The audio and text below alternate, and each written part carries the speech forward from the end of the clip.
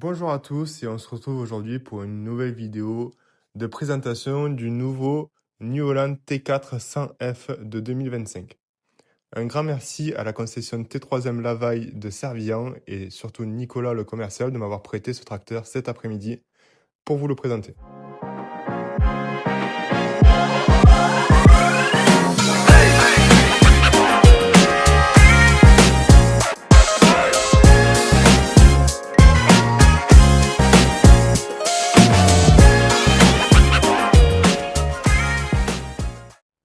On commence cette présentation avec le fameux pont avant Super Steer qui fait partie de la famille des 3 ponts avant qu'on peut retrouver chez New Holland avec le standard et le TerraGlide qui est le pont avant suspendu.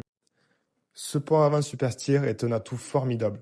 Il a un rayon de braquage de 76 degrés et un rayon de 3,31 m qui en comparaison avec le TerraGlide, qui avec la suspension, a un rayon de 3,92 m. Il peut être équipé d'un relevage avant avec en option le relevage électronique avec les boutons qu'on voit sur le côté, de nombreux points de graissage. Au niveau des outils qu'on peut y atteler dessus, on a une capacité de relevage maximale de 1,5 tonne avec un double effet et une suspension avec une boule d'azote. On peut l'avoir avec une prise de force ou sans.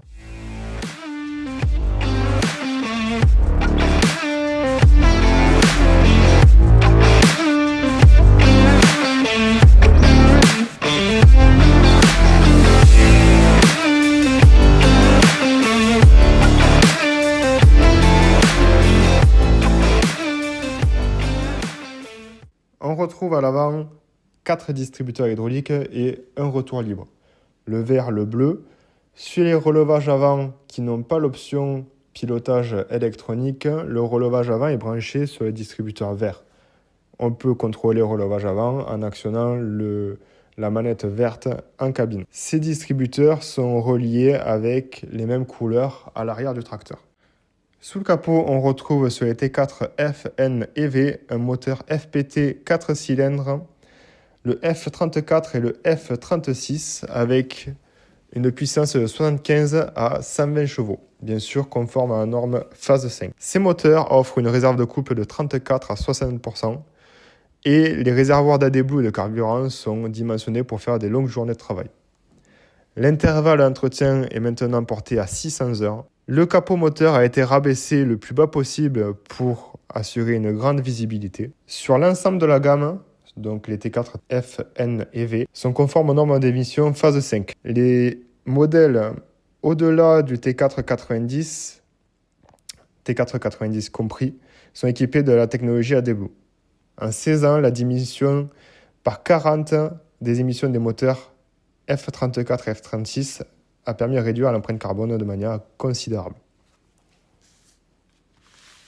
Sur cette nouvelle ergonomie du capot New Holland sur ce dernier T4, la recharge d'AdBlue nécessite plus l'ouverture du capot moteur. On peut le voir avec cette petite trappe à l'avant. Donc sur tous les modèles à partir du T4 90, le remplissage d'AdBlue se fait par cette petite trappe à l'avant.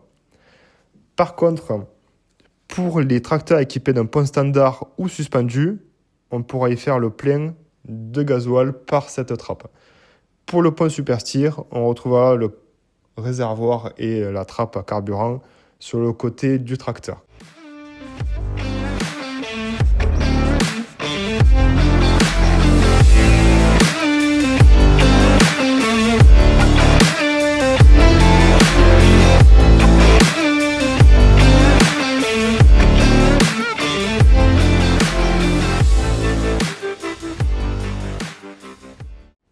On passe maintenant à l'arrière avec sur le côté de la cabine les boutons pour contrôler le relevage arrière, la prise de force et le 3 points hydraulique.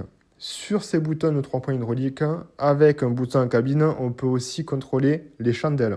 Derrière ce tracteur, on retrouve une capacité de relevage maximale jusqu'à 2,5 tonnes, entièrement redessinée avec 2 vérins externes. Bien sûr, une prise de force avec un attelage remorque, différentes prises électriques. Nous avons aussi un 3 points hydraulique avec juste à côté des retours libres.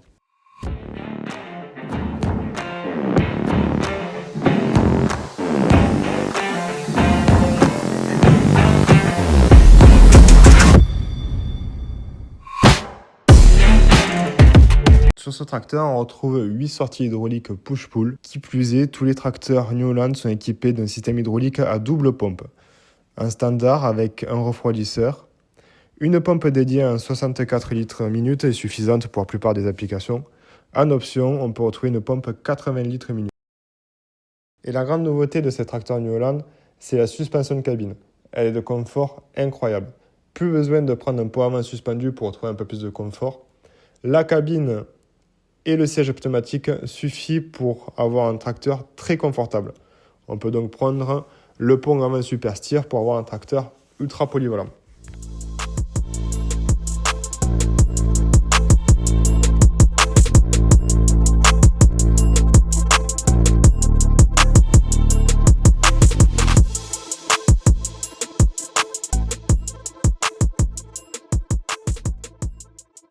Niveau pneumatique, on est monté d'origine en 380-85 R28 à l'arrière et à l'avant du 280-70 R20. On se retrouve maintenant en cabine avec la nouvelle cabine Vision View. Cette nouvelle cabine dispose de plusieurs éléments innovateurs. On y retrouve le plancher plat, 8 éclairages LED, une vision 360 avec le capot avant rabaissé pour améliorer la visibilité, et la suppression du réservoir à l'arrière pour faciliter la visibilité sur le relevage arrière.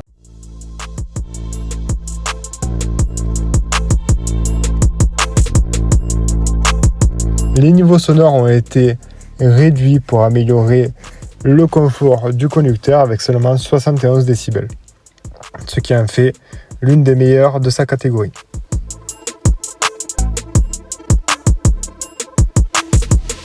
Cette cabine 4 montants nous offre une visibilité à 360. On y retrouve le pare-brise avant agrandi,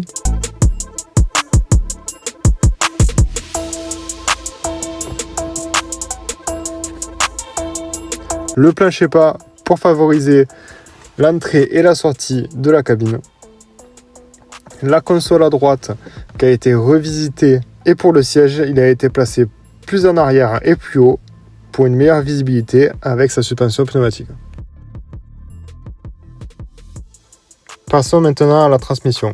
Sur ce levier de vitesse à 4 vitesses, on peut y retrouver le doubleur high-low, le réglage de régime moteur et 2 boutons plus-moins pour le relevage avant. Derrière, on retrouvera l'interrupteur Power Clutch. Pour le joystick de ce T4, on va retrouver plusieurs boutons. Tout d'abord, un bouton de bascule entre les deux mémoires moteurs, un bouton d'inverseur pour la boîte de vitesse, 2 boutons pour le réglage plus-moins de l'hydraulique, 2 boutons pour les modes avant 1, avant 2 et au milieu un bouton flottant. On retrouve une transmission très confort avec une large gamme. Pour les tracteurs en cabine, ça va du 16 par 16 homologué à 40 km/h jusqu'au 44 par 16. Cette transmission reçoit l'embrayage à bain d'huile, un inverseur hydraulique, l'assistant d'embrayage, un doubleur hydraulique high-low, des vitesses extra lentes, un frein parking. Et pour les modèles équipés de l'inverseur hydraulique, on peut régler l'agressivité avec 3 modes, souple, intermédiaire et réactif.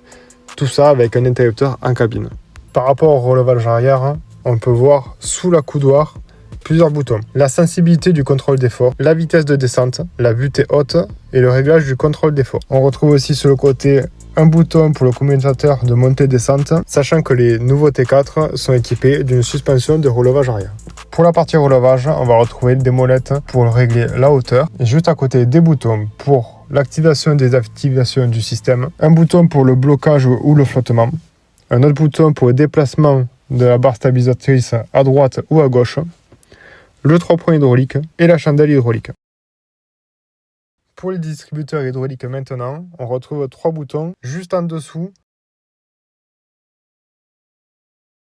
Le bouton de prise de force pour se lever du siège avec la prise de force enclenchée. Le deuxième, le réglage de débit qui se fait sur l'écran InfoView. Et le troisième, la temporisation, aussi pour l'hydraulique, qui se règle sur l'écran. On retrouve aussi des boutons sur la console à droite, avec l'activation des 4 roues motrices automatiques, l'activation des 4 roues motrices permanentes, l'activation du différentiel arrière, l'activation du différentiel arrière automatique, les mémoires moteurs 1 et 2, l'activation du différentiel avant, un bouton d'agressivité de l'inverseur de transmission, l'activation du mode automatique de la prise de force arrière et l'agressivité de l'engagement de la prise de force arrière. à côté de l'autoradio, on va retrouver les feux de route déportés, les feux de travail avant, les feux de travail arrière et le gyrophare. De l'autre côté, les feux de détresse, le coupe-batterie, le relevage avant, simple effet, verrouillé ou double effet, une valve de direction hydraulique, un commutateur hydraulique, un test-frein double ligne hydraulique de freinage et la filtration catégorie 4, le réglage de température et le réglage de la ventilation avec une pression pour activer la climatisation.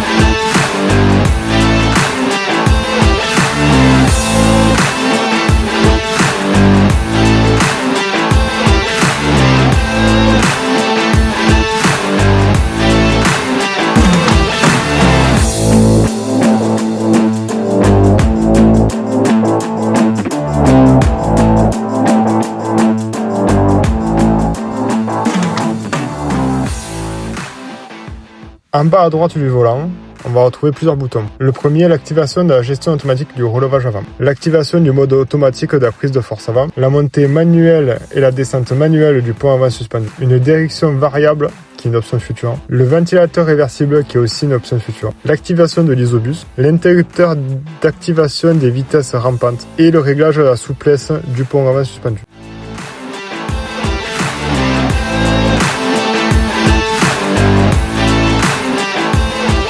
Derrière le volant, on retrouve InfoView, un écran multimédia pour contrôler le tracteur. Sur cet écran, on va retrouver les éléments de base, les tours minutes, la vitesse, les gammes et plusieurs informations. Mais dans le menu de navigation InfoView, on va y retrouver plus précisément le paramétrage des électrodistributeurs, la surface travaillée, le suivi du système de filtration catégorie 4 et la gestion des automatismes de relevage. Pour ce qui est de la cabine classe 4, les deux filtres poussière et charbon sont tous les deux intégrés au tracteur. Par un simple bouton, on peut passer de l'un à l'autre. Allez, maintenant que la présentation est faite, venez avec moi, on va faire un tour. Comme vous pouvez le voir, ce tracteur est vachement lumineux. On y voit bien grâce à la cabine à 4 montants. Les jambes tombent super bien, on a pas mal au dos. Le siège pneumatique est très confort. Le plancher plat, c'est un vrai atout. Et en plus, dans la rangée, avec la cabine suspendue, on sent presque rien. En bout de rangée, avec le pont avant super steer, on braque à fond et ça tourne.